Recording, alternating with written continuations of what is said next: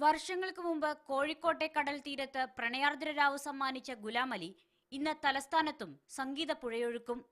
ഗുലാമലിയുടെ ചുണ്ടിൽ നിന്നും ഗസൽ ഒഴുകുമ്പോൾ നിശാഗന്ധിയിലെ സംഗീത നിശ ചരിത്രത്തിന്റെ ഭാഗമാകും. രാഷ്ട്രീയ വിദ്വേഷത്തിനും അസഹിഷ്ണുതയ്ക്കും കേരളം നൽകുന്ന മറുപടിയാണ് ഇന്നത്തെ ഗസൽ സന്ധ്യ. നേരത്തെ മുംബൈയിലും ഡൽഹിയിലും ഗുലാമലിയുടെ സംഗീത പരിപാടി ശിവസേനയുടെ ഭീഷണിയെ തുടർന്ന് ഉപേക്ഷിച്ചിരുന്നു. ഉസ്താദ് ഗുലാം അലിക്കൊപ്പം മകൻ ആമിർ ഗുലാം അലിഖാനും പാടും. വൈകിട്ട് 6:30-ക്കാണ് ഗുലാം അലിയുടെയും സംഘത്തിന്റെയും ഗസൽ രാവ് ആരംഭിക്കുക.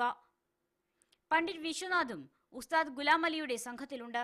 ഈ മാസം 17-ന് കോഴിക്കോട്ടും ഗുലാം അലിയുടെ സംഗീത പരിപാടി നടക്കും. സ്വരലയയും സംസ്ഥാന സർക്കാരും സംയുക്തമായാണ് സംഗീത നിശ സംഘടിപ്പിക്കുന്നത്. ശിവസേനയുടെ ഭീഷണി കണക്കിലെടുത്ത് കനത്ത സുരക്ഷയ്ക്ക് നടുവിലാണ് സംഗീത പരിപാടി നടക്കുക. മീഡിയ 1 തിരുവനന്തപുരം.